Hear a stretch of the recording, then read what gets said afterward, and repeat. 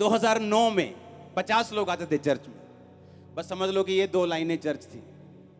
हाँ, तो उनको प्रचार में ऐसे ही करता था, बिना रुके। ये नहीं 50 है तो ठंडे ठंडे, लाखों बैठे हैं तो गरम गरम, ऐसा नहीं था। इसी जोश से होता था। उनको प्रचार कर रहा था मैं, और शाम को मेरे गोडाउन पे जो लाखों का सामान था, सैनिटरी का, टाइल्स का, लोगों ने आग लगा दी। अगले दिन आए चर्च वाले 50-60 लोग, बम मारा हुआ है जी, वो मारा है पास्टर जी, तो बीबियां कर दी। मैंने कहा तुम वचन पढ़ते हो क्या? उसने कहा हाँ। मैं क्या लिखा वचन में?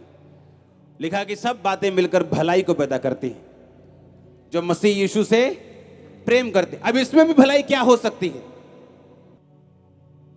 वो शायद मेरी परीक्षा थी कि मैं क्या बोलता हूं। अभी इस सेवकाई जस्ट स्टार्ट हुई है और आग लग गई, और फायर ब्रिगेड को फोन कर, टंगे हुए थे तब शहर में, कोई संत मर गया था कहीं बाहर, वियना ऑस्ट्रिया में, कोई गोली मार दी थी, और यहाँ पे लोगों ने पूरे आग लगा दी थी सब जलंधर में।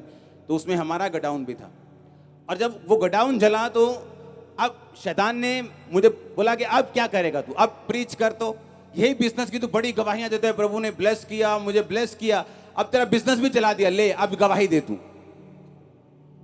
अब मुझे या तो लड़ना है या पीछे हट जाना है। तब मैंने लड़ने का फैसला किया। मैंने कहा नहीं, मैं फाइट करूंगा, सब बातें मिलकर भलाई को पैदा करती है, वचन मेरा हथियार होगा, ये मेरी लड़ाई का तलवार होगी, इस तलवार से मैं लड़ूंगा शैतान के साथ कि सब बातें मिलकर भलाई को पैदा करती। तब क्या हुआ, वो चर्च जो 50 से शुरू हुई थी, उसी साल 500 से ज्यादा क्रॉस कर गई थी।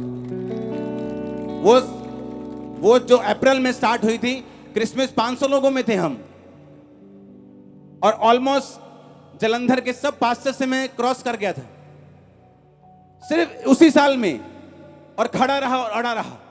और जिन लोगों ने मेरा गोडाउन जलाया वो लोग मुझे मालूम थे।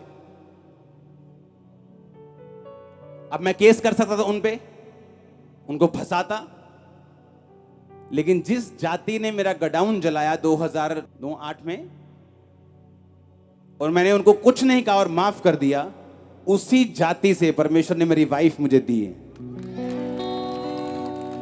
तो जिस जाति ने शैतान ने जिसको यूज किया मेरा नुकसान करने के लिए, जब मैं प्रभु में खड़ा रहा, मेरी लाइफ की बिगेस्ट ब्लेसिंग भी उसी से आई है।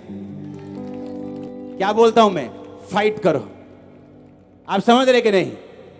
आप समझ रहे कि नहीं?